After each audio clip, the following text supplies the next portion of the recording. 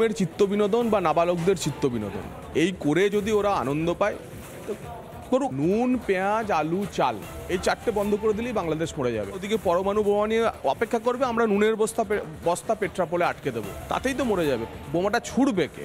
শুরুতেই আপনাদের একটু হাসাই। কিভাবে হাসাবো? কারণ বাংলাদেশ বলছে তারা নাকি পরমাণু হামলা করবে।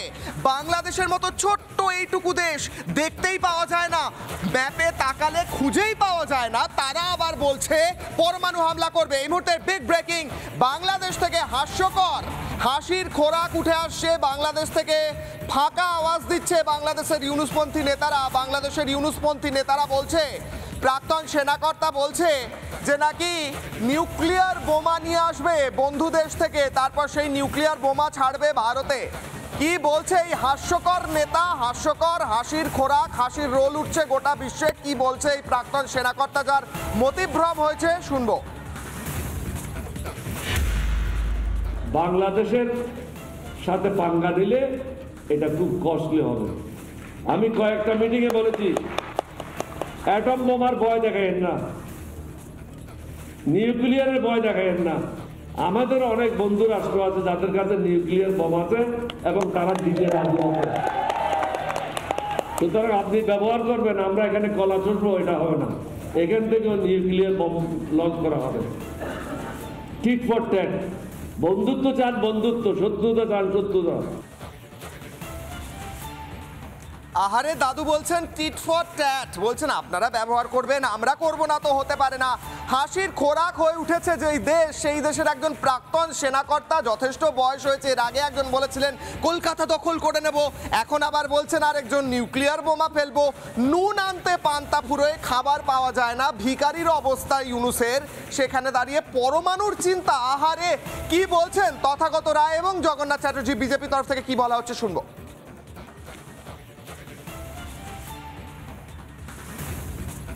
এগুলো হচ্ছে অক্ষমের আস্ফালন আমি বলি, এবং এটাও তাই আর কি।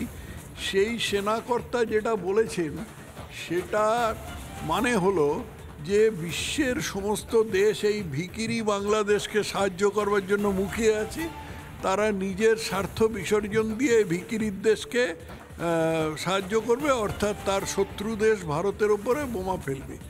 এটা হাস্যকর বললেও খুব বাড়িয়ে বলা হয়। এই রকম ধরনের ভাড়ামো বাংলাদেশে চলছে বেশ কিছুদিন ধরে।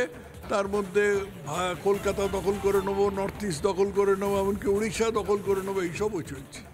অধমের চিত্ত বিনোদন বা নাবালকদের চিত্ত বিনোদন এই করে যদি ওরা আনন্দ পায় তো করুক। নুন, পেঁয়াজ, আলু, চাল এই চারটে বন্ধ করে দিলেই বাংলাদেশ মরে যাবে। ওদিকে পরমাণু বোমা নিয়ে অপেক্ষা করবে, আমরা নুনের বস্তা পেট্রাপোলে আটকে দেবো, তাতেই তো মরে যাবে। বোমাটা ছুড়বে কে? 4 দিনের মধ্যে কলকাতা দখল করে নেব, 4 দিনে কলকাতা দখল করে। মনে আছে তো দাদুর কথা? মনে আছে তো?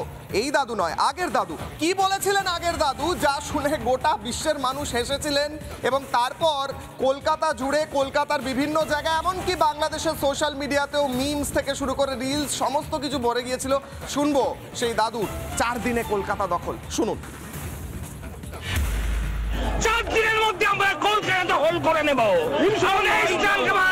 আমরা দখল করে নেব। আমরা বলে দিচ্ছি 7 দিনের মধ্যে কলকাতা, আসাম, ত্রিপুরা আমরা দখল করে ফেলবো। আমরা সৈনিক, আমরা মরে যাই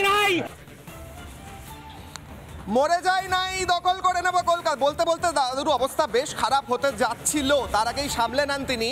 কি বলছেন এই গোটা বিষয় নিয়ে? একদিকে গোটা বিশ্ব তো হাসছেই বাংলাদেশের ওপর, মোহাম্মদ ইউনুসপন্থী আপনার যে নেতারা রয়েছেন তারা কি বলছেন, আপনি কেন সামলাচ্ছেন না? একটু বলুন তাদের এই পাগলামি না করতে। কিন্তু আপনার নিজেরই যদি সমস্যা থাকে মতিভ্রমে, তাহলে আপনি কি করে সামলাবেন? এমনটাও বলছেন সোশ্যাল মিডিয়ার মানুষ। এই গোটা বিষয় নিয়ে কি বলছেন বিজেপি নেত্রী লকেট চ্যাটার্জি, শুনবো। এই ধরনের স্বপ্ন দেখুক তারা, তারা পরমাণু বোমা, লঙ্কা ফটকা কি সব ফাটাবে, সব তারা নিজেরাই ভাবুক, স্বপ্নই থাকবে। ভারত যদি মনে করে বাংলাদেশকে ঠিক করতে হবে, তাহলে ভারতের 1 ঘন্টাও সময় লাগবে না। আচ্ছা, এই বিষয় নিয়ে যখন বিভিন্ন মানুষ মন্তব্য করছেন, নেতা নেত্রীরা মন্তব্য করছেন, তখন ফুরফুরা শরীফের পীরজাদা তহা সিদ্দিকী তিনিও বা চুপ থাকেন কেন? তিনিও কথা বলেছেন এর বিরুদ্ধে। কি বলেছেন তিনি, শুনবো। বাংলাদেশ কেন এই পৃথিবীতে যত ক্ষমতাশালী দেশ আছে, আমি এখানে দাঁড়িয়ে চ্যালেঞ্জ করে বলছি, আমাদের ভারতবর্ষের পশম হিলাতে পারবে না। এই দেশকে স্বাধীন করেছে মানে কুইন্টলগুলোর রক্ত দিয়ে হিন্দু মুসলমান, আমরা ব্রিটিশকে তাড়িয়েছি, আমরা ব্রিটিশ তাড়ানো জাত, এটা মাথায় রাখতে হবে। বাংলাদেশের ইউনুস পন্থীরা এবং ইউনুস, আপনারা কি বুঝতে পারছেন যে গোটা ভারতবর্ষ সহ গোটা বিশ্বে আপনাদের কেউ সিরিয়াসলি নেয় না? আরে দাদা, আপনারা যে কথাগুলো বলছেন, ফাঁপা কথাগুলো বলছেন, একটু যদি ভেবে বলতেন আজ ভারত থেকে হয়তো আরেকটু আপনারা সাহায্য পেতেন। সাহায্য তো দিচ্ছি আমরা, আমাদের দয়া, আমাদের করুণা, আমাদের মার্সি, আমরা তো সেটা দিচ্ছি আপনাদের, কিন্তু এত বাড়াবাড়ি করলে জিনিসটা হাতের বাইরে চলে যেতে পারে, সেই কথা কিন্তু মনে থাকে যেন আপনাদের। কি বলছেন তৃণমূল নেতৃত্ব, শুনবো। এসব হাস্যকর বালখিল্য কথা শুনে বাচ্চা বাচ্চা ছেলেমেয়েরা হাসে।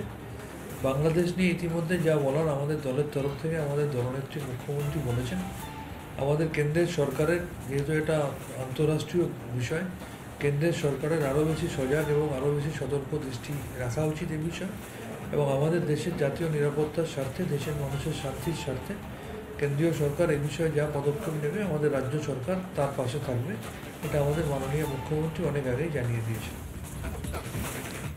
একটা গল্প পড়েছিলাম ছোটবেলায়, একটা গাধা যে কাপড় কাচতো, ধোবি ব্যবহার করতো তাকে ধোপা, সে ভাবতো যে দেখো আমি কি বিরাট, এই তো সব ওজন তো আমি নিজেই বইছি, কিন্তু তাকে যে ব্যবহার করা হচ্ছিল এমনটা সে বুঝতো না। বাংলাদেশের কট্টরপন্থী ইউনুসপন্থী মৌলবাদীরা যে ব্যবহৃত হচ্ছে এবং সারা দেশে হাসির, সারা বিশ্বে হাসির খোরাক হচ্ছে, তারা হয়তো বুঝতে পারছে না, কারণ বুদ্ধিটা একটু কম। আবারও একবার শোনাবো কি বলছে বাংলাদেশের প্রাক্তন সেনা দাদু, বলছেন যে নিউক্লিয়ার বোম দিয়ে উড়িয়ে দেবো। কি বলছেন তিনি, শুনুন। বাংলাদেশের সাথে পাঙ্গা নিলে এটা খুব কস্টলি হবে। আমি কয়েকটা মিটিংয়ে বলেছি, অ্যাটম বোমার ভয় দেখায়েন না, নিউক্লিয়ারের ভয় দেখায়েন না। আমাদের অনেক বন্ধু রাষ্ট্র আছে যাদের কাছে নিউক্লিয়ার বোম আছে এবং তারা দিতে রাজি হবে। সুতরাং আপনি ব্যবহার করবেন, আমরা এখানে কলা চুষবো, এটা হবে না। এখান থেকেও নিউক্লিয়ার বোম লঞ্চ করা হবে। টিট ফর ট্যাট, বন্ধুত্ব চান বন্ধুত্ব, শত্রুতা চান শত্রুতা।